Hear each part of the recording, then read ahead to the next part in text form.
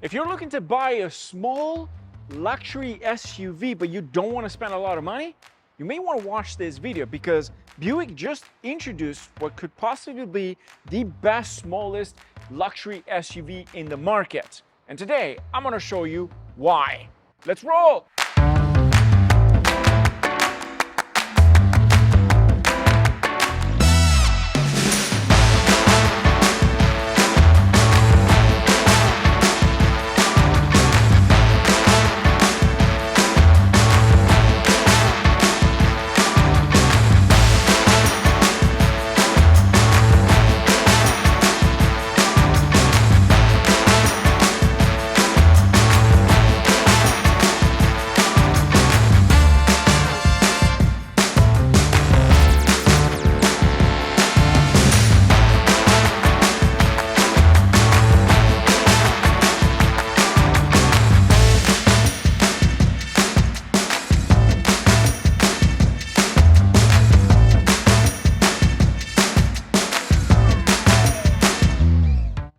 What you see in here is the 2024 Buick Encore, and for this year it has a new interior, new exterior, but is not totally new.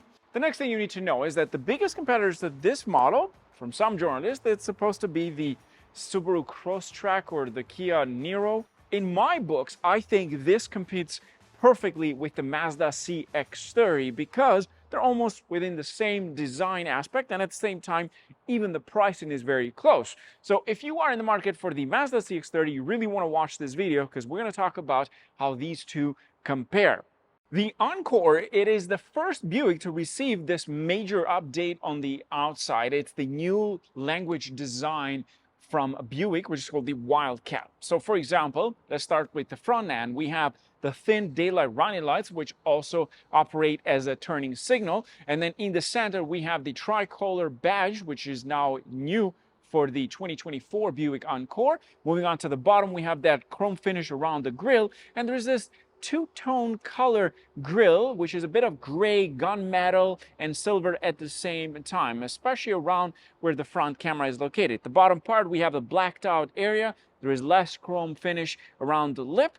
And underneath the turning signal and of course the daylight running light, we have the proper headlight. So it's a split design, the top part and the bottom. Moving on to the side profile, let's start first with the wheels. You get the option to pick between an 18-inch setup or 19-inch. What we have in here with the Avenir trim is the 19-inch with the Continental tires. Then move on to the side over here at the bottom, we have the Avenir badge, which tells you that this is the highest trim you can buy for the 2024 Buick Encore. In terms of the side profile design, one thing I noticed with this is that it has a very short wheelbase, but at the same time, it is very tall. That way it gives you the most room on the inside and of course the cargo space. The next thing you'll notice, of course, that this is equipped with the rails at the top in case if you want to put something. At the same time, this does have a panoramic roof, so not sure if that is a smart idea. But in any case, you do have the option to use it for any storage at the top of the roof. Moving on to the back side, because even here is of course a new design, including the taillights, which are sort of like a blacked out. Love the design of this thing. Then we have the turning signal and of course for the daylight running light and the braking light. At the top, we have the camera for the rear view mirror. And moving on to the center, we have the new logo. Again, this is the first Buick vehicle to receive the new logo, the tricolor. Underneath that, it has the badge that says Buick. On the left side, we have the all-wheel drive option because this also offers a front-wheel drive. And we have the Encore GX because now we don't have two separate models, Encore and Encore GX. It's just going to be only one. And then move on to the bottom, we have an aggressive diffuser, which I absolutely love. And at the same time, if you're staring at that license plate, we are not in Michigan. This is a Michigan plated vehicle because it is a press vehicle from Buick, GM in this case. Moving on to the diffuser, we have the fake exhaust tips, which I'm not the biggest fan, but they do look nice in some ways. The vehicle is equipped, of course, with a power tailgate. You have a button located underneath here. You press that and it automatically opens. Now, let's talk about the cargo space and compare it specifically to the Mazda CX-30. Behind the second row seats, you get about 25 cubic feet of space with the Encore. The Mazda CX-30 offers up to 20 cubic feet of space. And if you do fold the seats, the Encore gives you about 50 cubic feet of space in comparison to the Mazda, which gives you about 45 cubic feet of space. Then if you lift this cover over here, we had some extra space, and most importantly, this is equipped with the spare tire. And on the left side, you got your standard jack and the tow hook. The next thing I want to talk about is the key fob. So this is the new key fob. You have the tricolor option, as you can see, really nice and small, easy to use. We have a few options. You have a lock, you have the remote start, unlock as well, and then if you press the button at the top, it's basically for your tailgate. You press that twice and it locks automatically.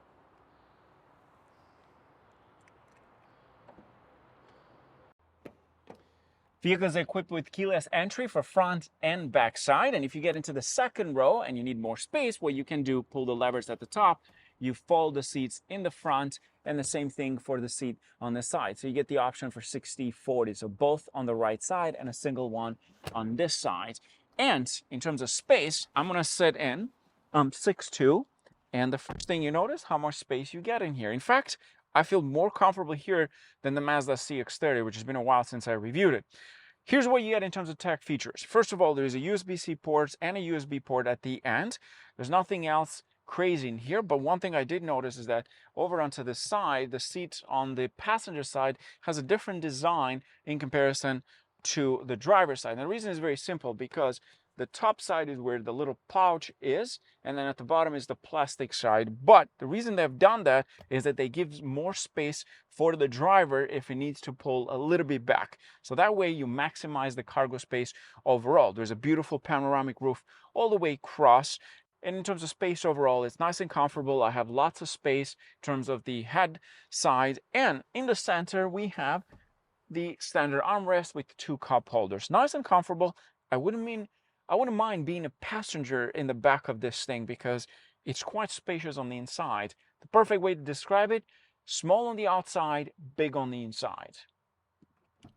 Let's jump into the first row. So let's talk about what do we have in here. First of all, a new design. We have this massive sort of curved display with glass all the way across. You have a digital cluster, digital screen. The steering wheel is new with the new logo design, some chrome finish around it. Nice stitching all the way around. On the left side for the driver, you have your memory setting for 2 options, and then you have the standards, which is of course offered through GM vehicles. For the tailgate, you can adjust the height of it, or you can turn it off completely. Then move on to the top side over here. You have the rear view mirror, which is very useful. Basically, it has a camera in the back and displays the rear side. In that case, if you have people sitting in the back, this thing comes in real handy in my opinion. Then you have the switches at the top over here for the beautiful panoramic roof that goes all the way across.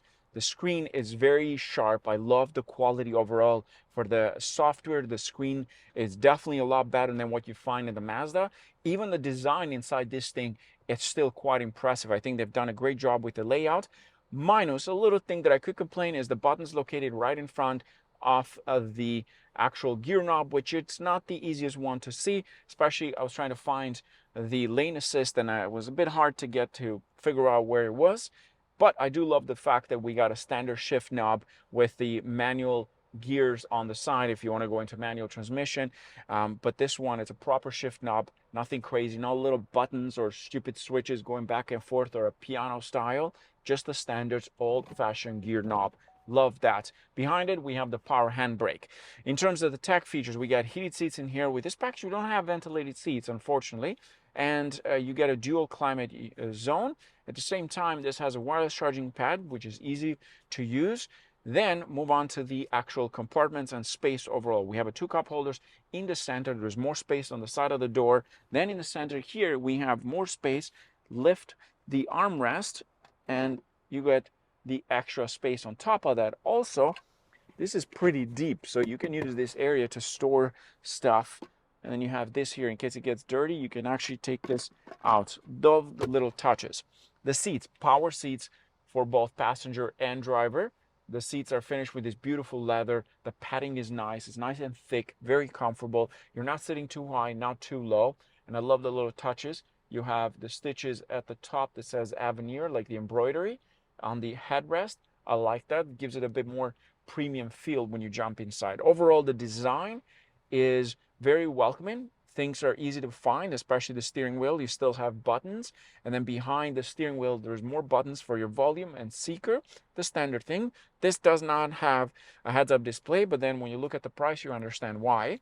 Then you jump into the actual infotainment display. It's split in half. You have your cluster on the left, and then you have the infotainment display on the right side. There's a button in the center for your volume and to turn it off. Overall, I like the design. Now let's talk about the little details. Let's start first with the infotainment display. Right now, as you can see, I have my phone connected, so you have wireless Apple CarPlay in this case. You go into the main menu, easy to use, very fancy design. You got your climate unit, which can be controlled through here. You can change your temperature and so on. You can turn it off, and then you go into the main menu. You have a full 360 camera with this package, which is something that you don't get with the CX-30. This is a lot more intuitive and a lot fancier and nicer and cleaner and all together. I love this. Very easy, very something that you'd see in other GM vehicles. You go back into that. You have more settings for the vehicle. I love it. Looks like a little notepad in there. You go into the gauges, your battery voltage, your coolant. It also has Android Auto. Go into the settings onto this area. You have your Wi-Fi network. Go back into that if you want to connect to it. Your phones, privacy, vehicle to phone sharing, displays. You can change a lot of that settings in there. If you want to turn it off, then it sounds. This is equipped with Bose audio system. Not a lot of menu options, I have to say, but at the same time, easy to use, not too complicated. I like that there's a notification at the top over there. This is sort of like a new design because it's the first time I've seen this sort of design in the GM vehicles. Then your Apple CarPlay. So nothing too crazy, not too complicated, easy use. I just love the camera here. Look at that. Different ways you can look through. Full 360 camera. Very impressive for the price. Now let's talk about engine specs. First, we'll start with the engine that we have currently with this model. The one you see here, it's an all-wheel drive model. It is a 1.3 liter. It makes 155 brake horsepower, a small increase, and 174 pound-feet of torque. But it uses a 9-speed automatic transmission and apparently can tow up to 1,000 pounds.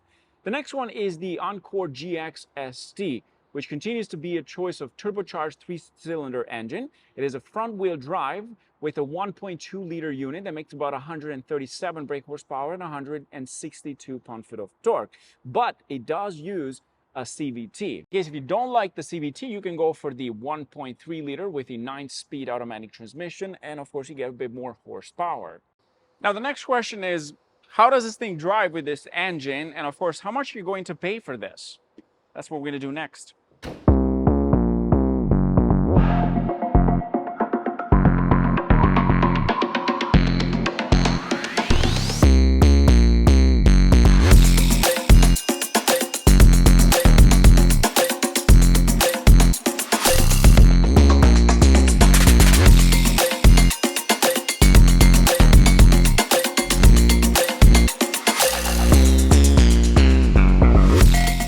So let's talk about this. Price-wise, what are you going to pay for the 2024 Buick Encore? In the US, it starts at about $28,000, $29,000 USD. Fully loaded, you're looking about close to $35,000 before all the delivery fees and everything. In Canada, this starts at about $29,000, $31,000 for the all-wheel drive model. It can go up to $35,000 Canadian, of course. That's a very well-priced vehicle in my opinion.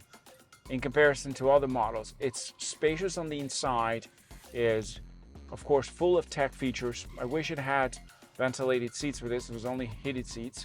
It's comfortable, but most importantly I think is the fact that this thing is very spacious. I'm 6'2" and I fit comfortably, whether it's in the back, the front, lots of space, lots of room. It's enjoyable driving this thing. Of course, it's not a lot of horsepower, but the driving dynamics are there. It's fun to drive. It's not boring completely. It's got a nice interior. The exterior looks nice, just a little bit on overkill in certain areas. Too flashy a little bit, but I think people are going to enjoy that. You really have to see this in person to make a proper judgment. The one that we're driving is all-wheel drive, so this is going to be a good test for the rain part. Visibility, it's not bad. I have my blind spot assist here indicating me that there is a guy that is not letting me in. And the road noise is noticeable, but not unbearing. It's not unbearable. You hear a bit of that drive-by of cars. You hear a little bit about the road noise from the tires, especially now with the rain. The wind noise just a bit, but it's not to the point that you can't have a conversation with your passenger. I like the way this drives. I like the comfort level. The suspension is soft. It's not too hard on you. You feel like you're sitting in a much bigger SUV than this is. Like it feels like more like a full-size SUV. In fact, the Cadillac XT6, it's probably lower to the ground in comparison to this. This feels a lot higher. I wonder how the Moose test would really make this, whether it can take the Moose test or not. That would be a good challenge. Unfortunately, I won't be able to do that. I see what they're doing with this. The exterior design is very premium-like, and the comments that I was reading online from other journalists were saying that this is a good comparison to the Subaru Crosstrek. I don't think that's the case here. I think this is a bit more premium than that, more comfortable, certainly more roomy overall. I think the direct competitor this would be 1, the Mazda CX-30, 2, the probably the Lexus UX is another competitor to this vehicle, because this is a bit more upscale, a bit more luxurious on the inside. A car like the Kia Niro wouldn't be a perfect comparison, especially the driving dynamics in this car a little bit more comfortable. This competes very well, and this is probably one of their most popular models. So what they're doing with this, I think, is in the right direction. Minus little things here and there. Love the cluster, the digital screen in the center. Very smart, very intuitive, easy to use, not too hard to figure out things. Not a lot of complicated menus. I like this. The wheel setup is their 18-19 inch. I really enjoy it. It's a good small SUV for a lot of people, I'd say. You get the space in the back behind the second row, the cargo area. It's perfect in many ways. It all comes down to if you enjoy the design. I don't mind it. I actually think it looks pretty cool.